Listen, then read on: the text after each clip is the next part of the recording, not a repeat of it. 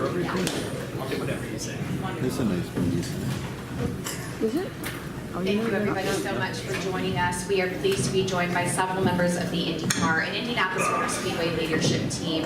Closest to me, we have Jay Frye, president of IndyCar. Jay, it's been such a great start to the NTT IndyCar Series season thus far. Can you speak a bit to the momentum that you've seen throughout the season and how that's going to impact us here in May? Yes, I'm going to try to speak a little bit. We've got some of this whatever stuff that's going on. Yeah, we're really excited. We've had 4 different winners, for the first 4 races. So we feel like we're off to a really good start. One of the things we've worked really hard on is a car count. So if you look at St. Pete 2 years ago, we had 8 teams and 21 cars. This year we had 12 teams and 24 cars. So a byproduct of that is here at the 500, we got 36 cars this weekend. So we're part of our 5-year plan that we came up with a few years ago. It appears to be working. So we're really excited about the month. Joined also by Doug Boles, president of Indianapolis Motor Speedway. Doug, the month of May is obviously such an exciting time for IMS. What are some of your favorite parts, the parts you're most looking forward to? And also, if you could give us a little insight on how race day crowds are going to look for this weekend and the Indy 500. Yeah, absolutely. Well, we're excited to finally open the doors and let customers in and enjoy the NTT IndyCar Series. It's been a great season so far, watching Jay and the team travel around the country and put on some fantastic racing, so we've been excited to have them here. I think for me, my favorite part is getting a chance to go out and interact with fans and talk to people that this is an annual ritual for them, whether it's the IndyCar Grand Prix, a practice day, qualifying, or a race day for the Indianapolis 500. We have some of the most passionate and loyal fans in the world, and it really is a lot of fun to get a chance to see them. The last few years, we've actually allowed some folks to camp in the infield for this race. So part of the fun is going out, hanging out with people who love this sport so much and love the facility so much that they're out here camping. So it's almost like a family reunion where you get a chance to go back out with customers. In terms of our attendance, things are trending up for tomorrow's IndyCar Grand Prix. We're really excited about the direction of the race. The first year was our largest year, and then we sort of settled into we dropped off a little bit, and we flattened it out last year, and the numbers will be up this year, which we're excited about. And that says a lot about, I think, people getting used to this race being the kickoff of the month of May. It says an awful lot about the last couple of years. The IndyCar Series has been so competitive, and it's a race where you get to come in and you can see from all different places. You can be flexible, wander through the facility, sit in the mounds. It offers a really neat opportunity. The Indy 500 is going to be up again, I think, for 2019. We are, depending on the end of the day, we're up a little bit or flat, so we're right in that spot. A lot of it's going to be a walk-up and some of the things over the next 2 weeks, but really momentum from 2015 has been really strong around the Indy 500, and that also is, I think you attribute that to the excitement of the NTT IndyCar Series and the product that they put on display in the Indy 500. It's been some of the best racing in our 103 years. Absolutely. Joined also by Allison, Melangton, Senior Vice President of Events for Hulman Motorsports. Allison, you're a very central figure in the Indianapolis community. You're involved in many different organizations and projects. Indianapolis seems to be a very unique community that can somehow sustain this sort of month-long event. What is it about Indianapolis that makes it able to sustain that type of length and momentum? Thanks, Kate.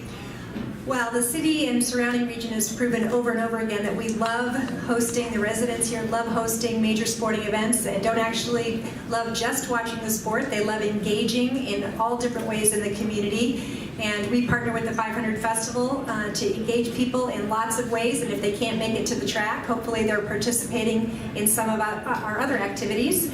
Upcoming, we've got certainly the parade, and hope people that will go out and enjoy that, the memorial service. The 500 Festival events, you can go to 500festival.com, get that information. And from the Motor Speedway side, we have launched and kicked off our porch party program with the Harrison Center. I had a wonderful morning this morning. There was a breakfast porch party at 1900 North New Jersey, and I had lots of kids, lots of activities, and we're looking forward to the next couple weeks of lots of people porching, gathering their neighborhoods, gathering their friends and family to celebrate racing in the month of May.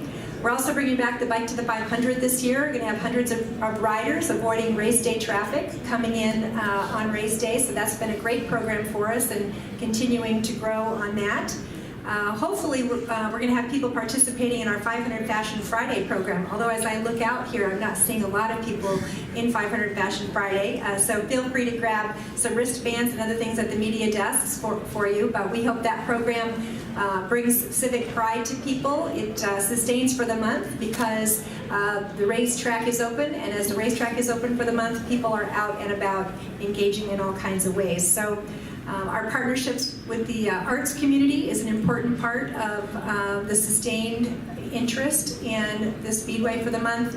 There's not a lot of communities in the country, back to the reference, the question that Kate had, not a lot of communities in the country partner arts and sports together and come up with great programs to work together, lift up the arts community with the sports community. And I think we've done another great job with that with our Welcome Race Fans program. Hopefully you've seen the Arts Garden downtown. And also our Indy Wings program with the different murals around the different communities in town for people to take their photos and post socially. So we've got a lot of community activities going on. This community engages in lots of ways that make people feel a part of the race. More than 100 years, 103 years of a worldwide sporting event happening in the same location, not hopping around the world, but in the same location every year is really a great thing for this community, and people love here celebrating that. I'll be running my big on race day. I'm very excited for that. Joined also next to Allison by Steven Starks, our Vice President, IndyCar's Vice President of Promoter and Media Partner Relations.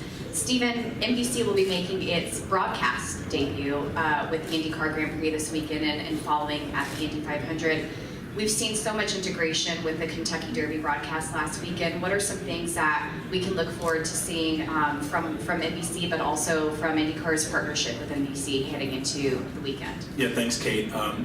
Just to start, NBC's just been a tremendous media partner already. We knew that would be the case, and they've done so much as it relates particularly to the 500 already.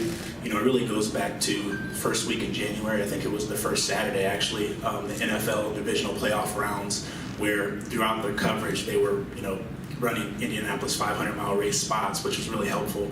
It's continued to the Derby, as you mentioned. I think during Derby weekend we had, 6 Indianapolis 500 teasers, numerous mentions throughout that program. So that's obviously new for us, and it's tremendous, and it goes well with the cross integration that NBC has promised and delivered on. You're seeing it currently through their coverage of the NHL playoffs. Many spots and mentions of the Indianapolis 500 there, and then obviously it'll be highlighted race week with the Today Show being here. So all of those things, in addition to many other things they're doing for the 500, have just been tremendous so far. In the broader sense, across the NTT IndyCar series, it started on NBCSN, the race-to-race promotion we've seen since we kicked off St. Pete. One thing that's been great working with NBC, they've helped us think about our season almost in 3 parts. The kickoff leading up to May, then the month of May itself, including the 500, and then the chase to the finale after the month of May. So I think that we're really cohesive in the way we work together and the way they're promoting the sport in general.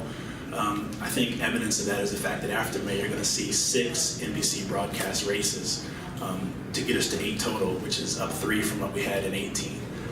So all in all, it's been a great start, and NBC has really done a lot to help us deliver and increase the promotion of our sport, including this week. Absolutely. We'll open up for questions. We have mics on both sides of the room, starting with Wolfgang. 3. Absolutely.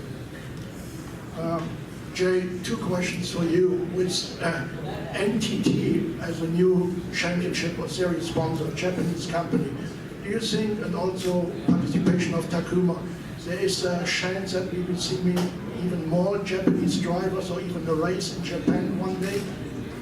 Well, it's certainly possible. I think that the race part in Japan has been brought up. That might be difficult to get that put together.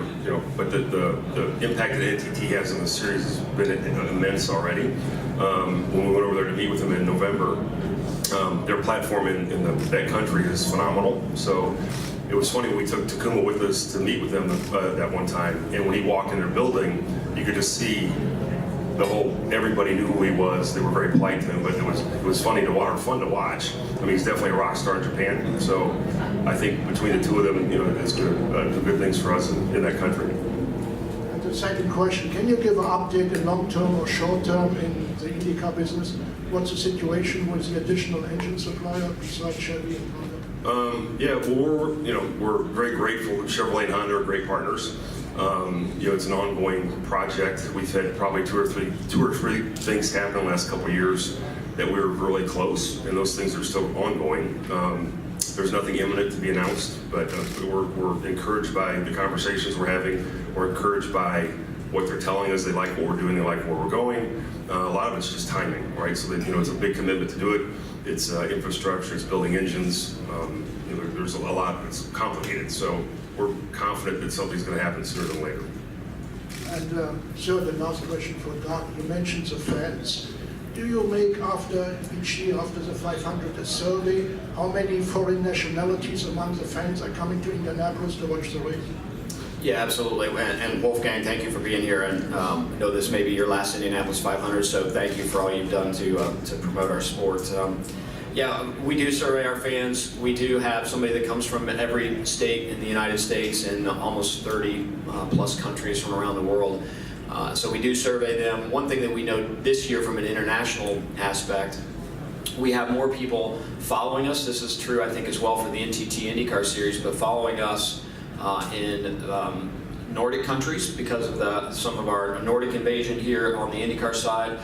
We also have a larger number of folks actually coming from Spain for the Indianapolis 500 than we've had in the past. Even when Fernando was here a couple years ago, he announced so late, so I don't think people were able to make schedules work. So I think we're going to see a bigger international crowd here for this year's Indianapolis 500 than we've seen in the last couple of years, and certainly a more international interest and a more broad international interest just because of where we are. I've been following the sport my whole life, and I remember a point in time where 33 drivers in the Indy 500 were essentially American. And then we went through a period of time where essentially everybody in the Indy 500 was foreign. We are at a point now where the diversity in our series is pretty amazing when you think you've got 15 drivers or so that are American drivers, and basically the other half is international. The Indianapolis 500 is today, I think, what Carl Fisher envisioned it being back in 1911, a true international sweepstakes, and that's a credit to what's gone on the IndyCar side. It's a credit to what's gone on with our OEMs who've attracted some of the best drivers in the world to come here, and it really truly is an international championship unlike any other, and I think the international influence certainly helps our ticket sales and the folks who pay attention to our events. Tucker White, SpeedwayMedia.com. Doug, 2 years ago, I remember the Brickyard 400 was moved from July or August, whenever it would fall on the calendar, to September. And one of the reasons cited was the extreme heat in the summertime. Now, I believe next year, the race moves back to July on Independence Day weekend. So, given that one of the reasons cited was the extreme heat, why then move it back to July, and ultimately, whose decision was it? I think as NASCAR continues to look at how they're going to continue to grow the sport of NASCAR racing and really trying to align their schedule in a way that they can do that, they actually approached us and presented us with several different options. And of the options that they presented us with, the July 4th weekend was the one that makes the most sense. And one of the things when we moved to September, we said there were two things that were really important. One was getting out of the heat. The other one was we wanted a weekend that meant something. And so last year and this year were the last race leading into the chase, or the playoffs, the last race of the regular season. So that had some impact. When we looked at the date options we had, July 4th has a lot of impact. It's an event that, it's a weekend that means an awful lot from our country standpoint. You think about, we kick summer off on an important American weekend, so if we can kick it off for IndyCar on an important American weekend and have NASCAR on an important American weekend, that felt really good to us. So it was a weekend that meant something. The heat obviously is an issue, but we think we can overcome that with a lot of other activities. So, and at the end of the day, it was a joint decision between NASCAR and the Indianapolis Motor Speedway, but we were limited in the number of dates that worked for their schedule. And a follow-up question, is there any concern of, like a better word, cannibalizing the market given how short the time frame is between the Indy 500 next year and the Brickyard 400? There's absolutely concern, and it's not just the customer that comes, it's our staff, right? So we've got about 5+ weeks between events to move forward. But we've done it before. I mean, for 4 or 5 of our Formula One races here, they were before July 4th, so after the Indy 500, so it's not unusual for the Indy, or it's not something that we haven't done before. In a lot of ways, our staff is excited about it because you can just think about those 2 huge events all right together, so it's a little bit longer run where When we've been late in July or even in September, we get through May and then there's a little bit of lull and you pick back up. So it comes with challenges and opportunities, and we're really focused on the opportunity that it brings. And I think we're going to find that the recall of July 4th for fans is going to make them it's going to be easier to remember when the Brickyard is. The one positive that we haven't talked about is we're not going head to head with NFL. We're not going head to head with the Colts. And I think at the end of the day, we're going to find that this weekend works out okay. Doug, in a lot of ways, this event, the Grand Prix, has enhanced the interest in the Indy 500 in a couple of weeks. When this concept was presented to you in 2013 by Mark Miles, were you the slightest bit concerned that it might dilute interest in the Indy 500? If anything, it's increased it. I don't think any of us were ever concerned that it would dilute interest in the Indy 500. I think the only conversation on the front end was, did it make sense to have an IndyCar Grand Prix in May, or did it make sense to have an IndyCar Grand Prix as a standalone somewhere else? I think Mark's thinking and reasoning behind why it fit well on this weekend has proved to be the accurate and correct one. It kicks the month of May off with a points-paying race in the NTT IndyCar Series that brings in more media attention. It puts us on television 2 weeks out from the Indy 500, which is another opportunity to promote the Indianapolis 500. In this market, it introduces folks who maybe had never seen IndyCar racing outside of the Indy 500 to see what they do, at least at almost a half of the other races where they run. So the IndyCar product that some communities know is completely different than the Indy 500. So I think that was really helpful for us as well. It's a kickoff that leads into a weekend of television for qualifying, and then obviously the 500. So for us, it never was about cannibalizing. I think it was always about a way to elevate.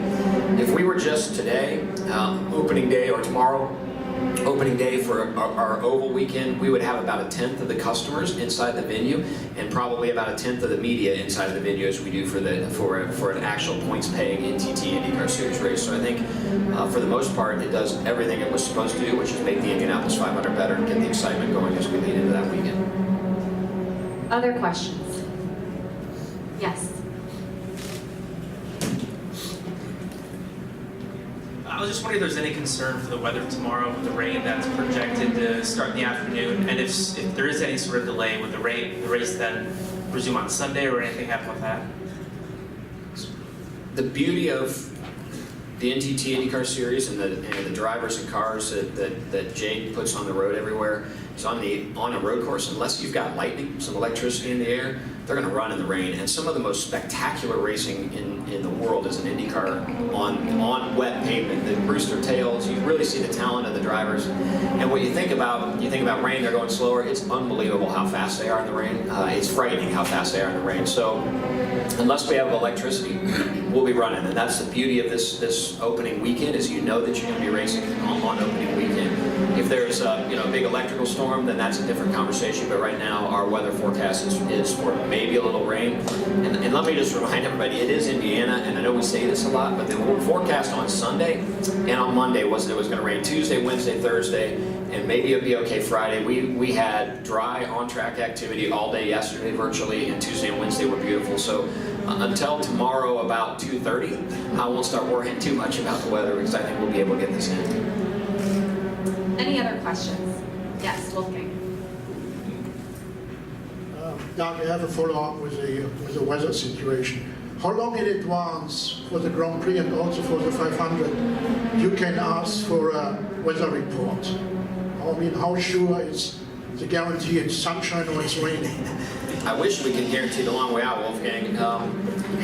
We have a great relationship with the National Weather Service, who brings folks in here. We have a great relationship with our local NBC affiliate, who also helps, and we have our own weather software that we manage. So we have a full team that's helping us monitor weather 5 days out, really going forward, and then minute by minute as events are going on. So unfortunately, with Indiana weather, you don't know for sure how far out you can say it's going to be sunshine or rain, but the one thing we do take seriously is paying attention to the weather, less about because of the rain, more because we want to make sure customers are safe in the event that there's an electrical storm. So we are really focused on that as part of it. And like I said, for this weekend, I don't think weather should impact it, whether it's raining or sunny. Sure, we love a sunny day, but there are some benefits to seeing big old rooster tails and fast cars in the rain as well. Before we let everybody go, Doug, any final reminders that you want to stress to fans as they look to head into IndyCar Grand Prix weekend? Well, I think the last two questions brought up one of them, is that weather shouldn't deter you from coming to the Indianapolis Motor Speedway this weekend, because we will run in the rain, and it is one of the things that makes the diversity of the series so amazing. And not only do they run on short ovals, big ovals, road courses, and street courses, they can do a lot of it in the rain. So it really highlights the talent that these drivers have, and it is an awful lot of fun to be here. Basically, you can follow at IMS or IMS.com/plan your visit. A lot of that information will be there, so we'll update on weather, especially on our social channels. It's a great way to keep up with us. The other thing that's really cool about this weekend, it is a very easy weekend to get introduced to the Indianapolis Motor Speedway. So we've found lots of fans that bring their kids here for the first time, because it's a little easier to get in and out than the Indianapolis 500. You can wander through the facility. The beauty of our events here, if you're 15 and under and your parents buy a GA ticket, 15 and under are free at the Indianapolis Motor Speedway. So this is the right event to utilize that. All of them are, you can, but this is the right one to do, because you can wander around the facility. So just encouraging people that. The other thing that's neat about this event that we've done the last few years is we have a track invasion. So at the end of the racing, once we get all of the rescue equipment off the racetrack, and Jay and team sort of tell us the track's cold, we start opening up gates and allowing fans to walk along the racetrack. And one of the best parts of the year for me is standing on the yard of bricks with fans after the IndyCar race has been run, and just enjoying the history, the tradition, and how amazing it is to be at the Indianapolis Motor Speedway. Tomorrow morning, gates are open at 7:30, so that's one important thing. Another thing is that for this weekend, we have free parking on the north side of the racetrack, so we're encouraging people to come in off of 30th Street. If you come in off of Gate 10 off of 30th Street, we have parking up there free while it lasts, so encourage people to do that. It's a good opportunity. There's a shuttle then from there that can bring you down into the infield or get you to your seats. The final thing that's not on my talking points that I think is important for those of us that care an awful lot about coffee, if you really want to caffeinate your day, you can get off on Crawfordsville Road and stop at Starbucks. You can stop at the Speedway gas station across from the Indianapolis Motor Speedway, fill up with our official fuel, and grab a little bit of Speedway coffee, which will help you out. Right across the street, we have a River West coffee truck, so you can grab some coffee there. And then, amazingly, this year, inside by the museum, we have a Titus Bakery with donuts and coffee at the Indianapolis Motor Speedway, which I encourage you to try that out. One of the biggest complaints we've had over the last few years is there aren't enough places to find coffee at the Speedway on a morning like today. So I think just right there within a couple of miles, there's 4 great stops for coffee and one very fun stop ending for Titus Bakery. If you come from downtown, stop at Long's, grab some Long's, and then get some follow-up donuts when you get to Titus. So we've got you covered for your snacks and your coffee at the Indianapolis We Motor take Speedway. caffeine very seriously. We sure do. We said there were no coffee shops, so we made 4, and there we go. Absolutely. Good luck. Thank you for sharing your thoughts with us for a great IndyCar Grand Prix weekend. Thank you so much for joining us. Have a great day. Thank you.